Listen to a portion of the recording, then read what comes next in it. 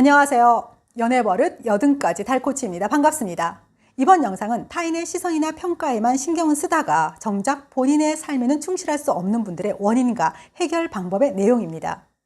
남들이 어떻게 생각할까, 남들이 어떻게 볼까라는 생각에만 사로잡히게 되면 스스로 불편함을 자처하게 되고 또 수용하는 것이 오히려 마음이 편하다라고 생각을 하시죠. 희생을 계속 반복적으로 감내해야 하는 일들이 요구되기도 합니다. 하고 싶지 않지만, 거절하고 싶지만 내 안에 뭔가가 솔직한 표현을 차단하는 것 같은 그런 경험 하신 적 있으실 거예요. 어린 시절 착한 아이다, 말 잘 듣는 아이다 라는 말을 반복적으로 들었을 경우에요. 동생도 잘 챙기고 착하네, 양보도 잘하고 어른스럽구나. 자, 이 말은 착한 아이로 산다는 것이 부모에게 사랑받는 것이다 라고 생각을 하게 됩니다. 여기에서 동생도 잘 챙기고 착하네 라는 말이 왜? 라고 생각하실 수 있는데, 이런 경우에는 너도 동생 챙기는 거 힘들지 않았어?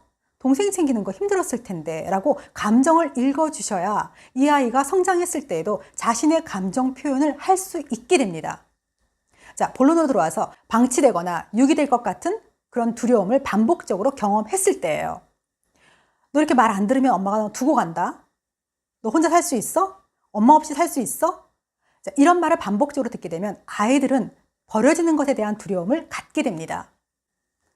혼자 살아갈 수 없는 아이는 부모의 존재가 절대적인 거죠.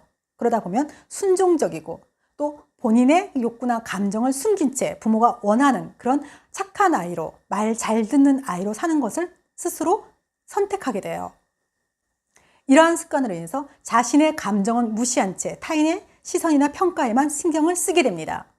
기꺼이 자신의 희생을 수용하게 되는 거죠. 자, 이런 분들의 특징이 첫 번째가 거절을 잘 못해요.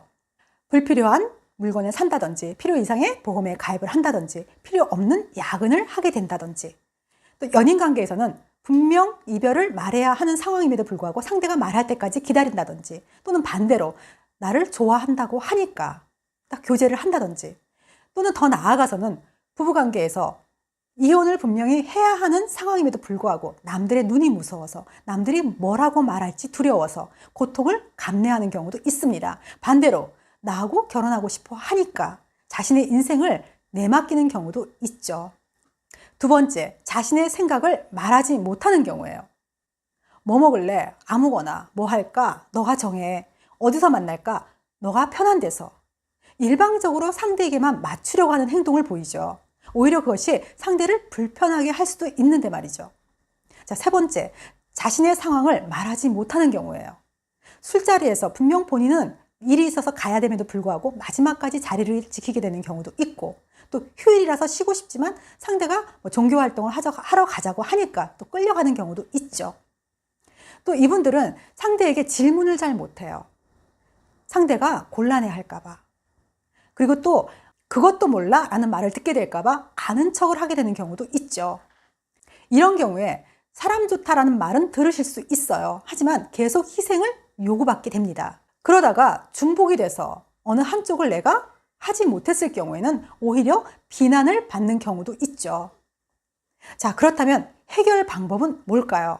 지금까지 본인이 상대의 불편함을 먼저 생각하는 자세였다면 이번에는 본인의 불편함을 먼저 생각할 수 있는 변화의 시도가 필요합니다. 근데 사실 몰라서 못하는 건 아니었죠. 머리도 알고 있고 가슴도 알고 있는데 입이 안 떨어지는 경우가 대부분이었죠. 자, 그럴 때에는 간단한 방법이 있어요.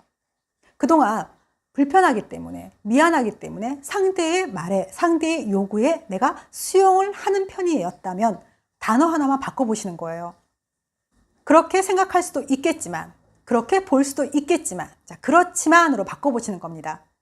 불편하기 때문에, 미안하기 때문에 그동안 상대에게 수용적인 자세였다면, 자, 단어 하나만 바꿔서요. 자, 뭐뭐이겠지만, 뭐뭐 하다만, 이렇게 바꿔보시는 겁니다. 사정은 알겠지만, 힘들게 부탁을 하는 거겠지만, 이렇게 바꿔보시는 거예요. 나 자신의 감정의 결정과 생각은 유일하게 나만이 할 수 있다라는 거. 그거를 아셔야 내 감정 컨트롤을 스스로가 하실 수 있습니다. 모든 사람이 나를 좋아해 줄 수는 없어요. 또 그럴 필요도 없습니다. 한두 명이라도 서로 소중함을 나눌 수 있는 관계라면 그걸로 충분합니다. 나 자신의 가치를 아셔야 용기를 내실 수 있어요. 자, 여기에서 제가 게슈탈트의 기도문 하나를 소개를 할게요. 나는 나의 일을 한다. 당신은 당신의 일을 한다. 내가 존재하는 것은 당신의 기대를 만족시키기 위한 것이 아니고 당신의 존재 또한 나의 기대를 위한 것이 아니다. 당신은 당신이고 나는 나일 뿐이다. 만약 우연히 우리가 만난다면 멋진 일이겠지만 그렇지 못하더라도 어쩔 수 없는 것이다 라는 내용이세요. 사회적 예의가 벗어나지 않는 범위에서의 자기 표현은 나 자신에 대한 예의입니다. 그래야 내가 그동안 놓쳤던 자유, 행복, 성취감도 스스로가 느끼실 수 있어요. 남들을 위해 나의 아까운 시간을 낭비하지 마세요. 인생은 그리 길지 않습니다. 나를 위해 사세요. 자, 도움이 되셨다면 좋아요, 구독 부탁드릴게요. 감사합니다.